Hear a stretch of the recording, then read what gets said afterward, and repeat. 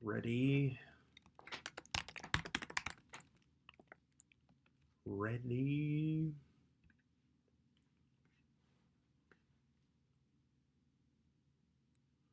Ready.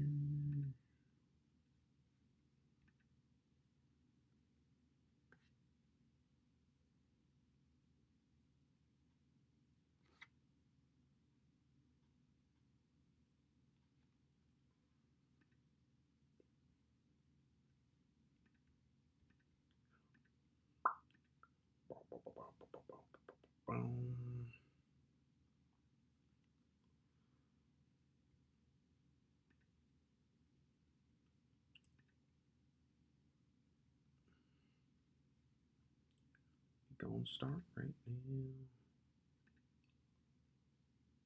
Start right now.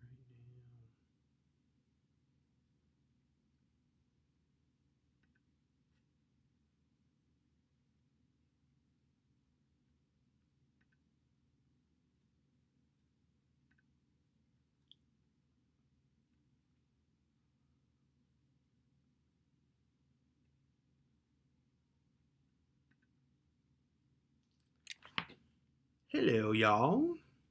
Welcome back to Movie Minds. This is Ish, half of Movie Minds. I really excited to talk to you guys about today's episode of the Clone Wars. This is the Clone Wars episode 11 review. We're going live for one of the very first times, or well, third time actually, and we decided to go ahead and move into the studio today. So, here goes our back. All right. Thanks, guys, for joining. It's great to have you all. I'm really excited to talk about this episode, Shattered. And I know that you guys have been joining sometimes those last few weeks with the Clone Wars final season here. And, they've been dropping some of these episodes, been on Friday, and today was the second to last episode, which is kind of sad. I really am a bit bummed out about just knowing that this is kind of the last episode coming up on Monday. And so this next the last live stream that we'll have about this is going to be on Monday. So man, this is crazy. I can't believe this has been a journey of almost, I think we talked about it before, but I think it's like 13 years or something like that. So it's been around for over a decade. And, I pretty much really saw this show evolve into what it is now.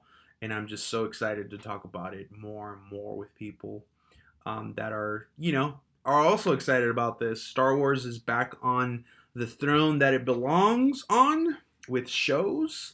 That's great to know that The Mandalorian's out, and then Clone Wars is on a really high note right now, and I think a lot of people are going to jump on board. I know actually someone that started watching Clone Wars because of this review, and I'm really excited for them to watch it. And I think that if you're watching this and you're just checking this out because you don't have anything else to do, man, I highly suggest you watch this, especially if you like Star Wars. So next live stream is going to be Monday.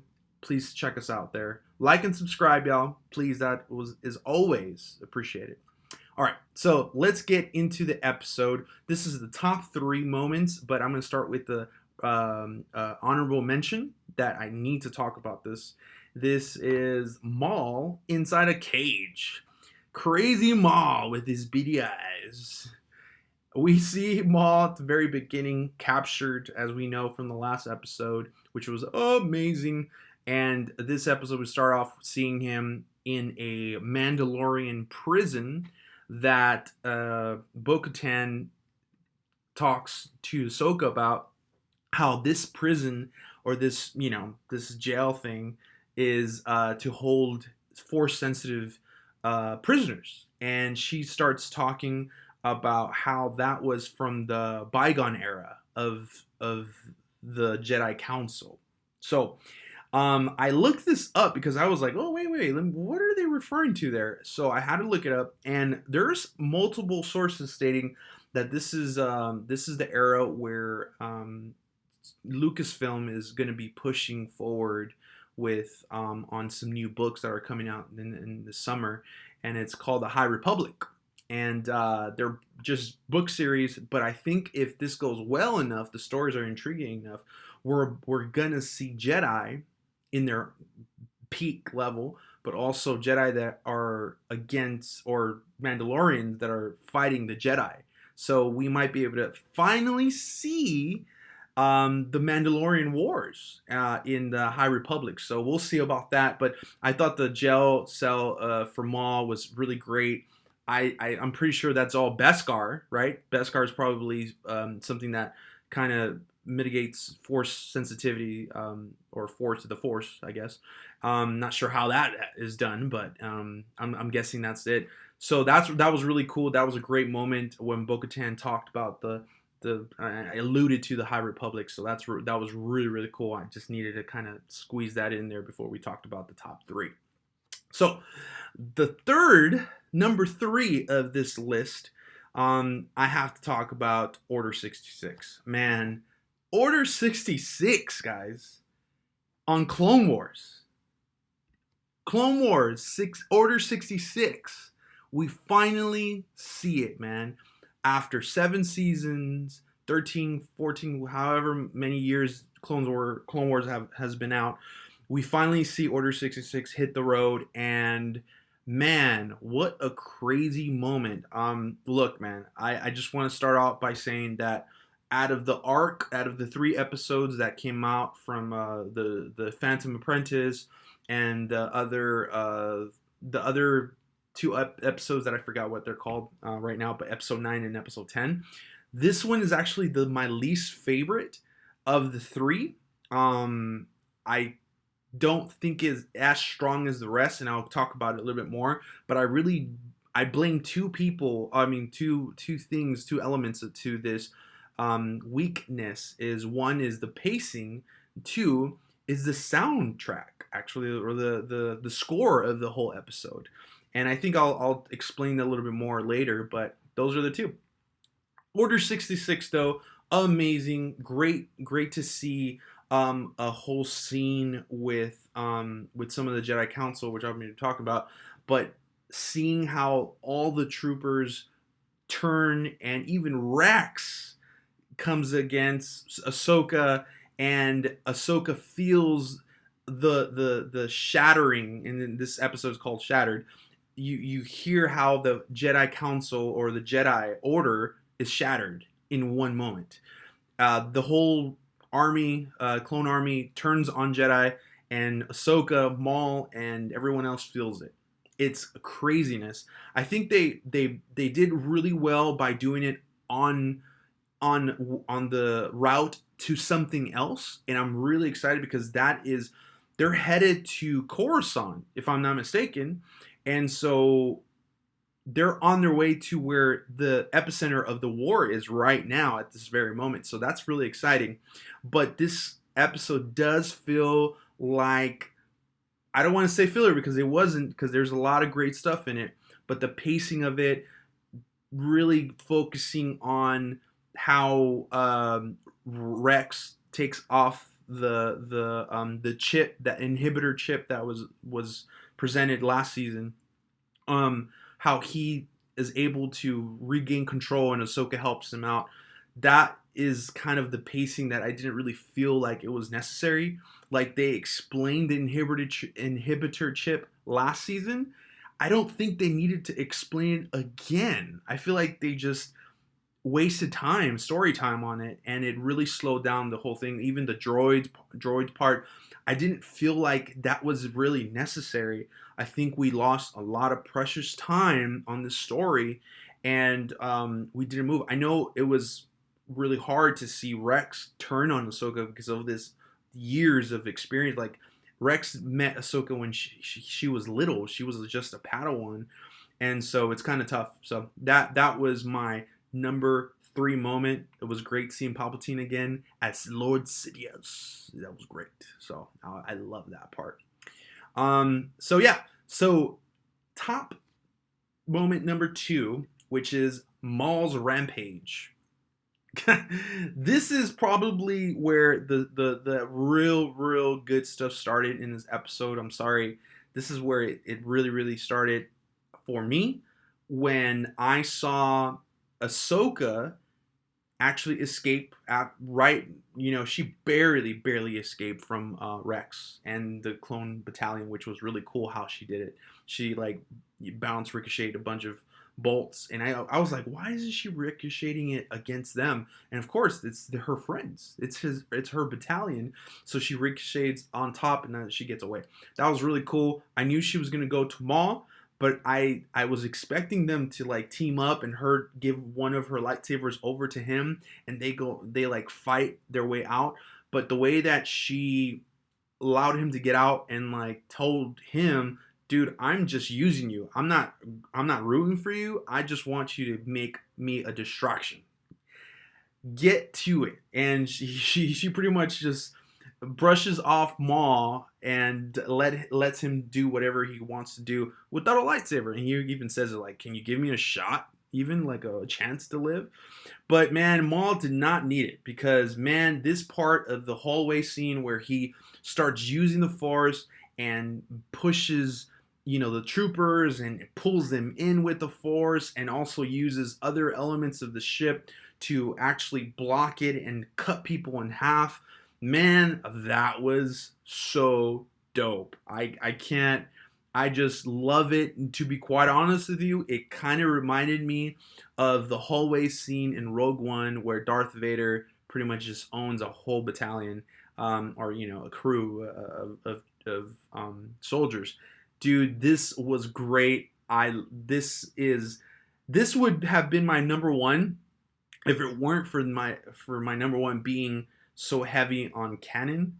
I'm a canon junkie, so sorry guys. This is great. There's great action and stuff like that. I don't know if it was Ray Parker doing all the Force things. I don't think they really need him for that. But it was cool to see him do that, come back in. That was amazing. So that was cool. That was my number two, guys. And my number three, and I'm going to be talking about some really cool Revenge of the Sith tie-ins.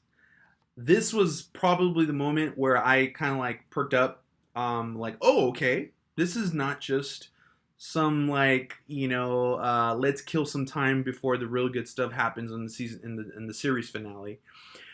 We find out that there's a moment, and everyone knows this. If you're watching this, you probably already know this. In episode 3, they're talking about how they need to take over the Senate to help a peaceful transition, from the current power to the next power.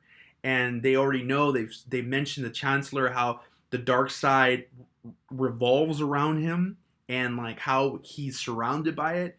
And it's just mind-blowing to me how they cannot see the Chancellor being the Sith Lord. I just, at this very point, I cannot understand. And maybe that's why they're like, oh, well, we need to transition and stuff like that. I get it. But it just doesn't make sense to me at this point, man. The storyline, great stuff. I love the tie-in. And just that legendary scene when they really talk about how they're going to have to transition, and Yoda's like, ah, man, I really don't know about this, and then transitions into Ahsoka coming into that conversation, finding out that the Clone Wars is about to be over, and they ask her, she asks them, okay, where's Anakin, and Yoda sees conflict in her, sees it. I don't know if he feels it, but he definitely sees it. And she has something to tell them, but she does not. By the way, great moment where Mace Windu tells her that, I'm sorry, this is not for civilians to worry about. That whole conflict thing, that whole banter back and forth, dude, Mace Windu was a prideful fool, man. That dude totally killed all of the Jedi. Like, that literally, I mean, he could have saved everyone if it would have just been nicer to Ahsoka. And Ahsoka would have been like, hey, by the way, Maul told me that Anakin is Sidious's next apprentice. And who is really close to Anakin? The Emperor. and the Chancellor. Why don't you go ahead and check that out? And they could have all gone together, saved Anakin, and killed Palpatine. But no, Mace Windu killed all of them. That's his fault. Anyway, so that was really cool. That banter was awesome. I really, really enjoyed that. So, but anyway, back to it. Hearing Yoda say, "Is there anything else that you want to say?" And she holds back that piece of information, the vital information that they need, the last piece to complete it, to solve the puzzle, the big puzzle that the galaxy's been conflicted with. And now, because Ahsoka for some reason didn't want to, they didn't, and it kind of pissed me off, to be quite honest with you. I was like, come on, dude, seriously, you're not gonna tell them? Like, you have nothing to lose. There's no reason why you don't want to. But I guess he's trying to protect Anakin in a way, I guess. But dude, stuff like that, I wouldn't hold back. Like, if I find out my bro Anthony is a future apprentice of the Sith Lord, dude, I'm telling you, Jedi soon. I'm sorry, Ant, but I'm gonna have to. So for me, Ahsoka doing that is a little, I don't know, it doesn't make sense. After this, the pacing of the whole episode kind of fell apart to me, except for when Anakin, I'm sorry, Maul takes over in Rampage in my top 2. And then the music. For some reason, throughout the whole episode, and I'm about to finish, guys, the whole episode felt very different to me, and I was trying to figure out why. Why does it feel different? At first I thought it was the direction, how the pacing was set up, but it was right in the middle. These great scenes were already happening, and I was like, okay, well, no, it can't be that. Even though there was a lot of John Williams stuff, a lot of great score moments there, but in the betweens, they just killed it, man. I don't know what was going on with the score. It just felt different. It was like there was a moment where I heard like synthesizers, like really heavy synthesizers, and I'm like, wait, what? That's not Star Wars. That doesn't feel like it. So I'm sorry. I'm not really like huge on the scores, but dude, this really felt out of place, and the pacing didn't help. I'm sorry, but this is probably my least favorite of the last few episodes. They have some gold moments, but overall, I don't think it really did it for me. So, yeah. So, guys, let me know what you think. What do you guys think about this whole episode, man? Let me know. What do you guys appreciate about it? Do you think that the score was kind of iffy? Do you agree with me on that one? Let me know. What was your favorite part? I think the Revenge of the Sith tie-in was amazing. How they just linked it up with Ahsoka. Man, that was great, dude. That was pretty dope. I'm really excited to see, and I still have hope for the Maul and Vader death match at the very end of this episode series. Let's see if it happens. It's kind of looking, kind of like it's not gonna happen because Maul probably escaped at this point. He left in an escape pod. But hey, who knows, man? Anything can happen. I'm really excited for this season finale. May the 4th is on Monday. There's going to be a lot of things dropping on Disney Plus. So, man, if you want Star Wars, please go on Disney Plus and do it. Anyway, I want to remind you guys we have a giveaway going on our Instagram, Facebook, and Twitter pages. Please go there, play along, try to solve the puzzle, and if you do, you are entered into a raffle, and you might be able to win one of those new movies. So go ahead and do that. Be supportive of the channel. If you like it, like, subscribe, and always stay movie minded. Later, guys.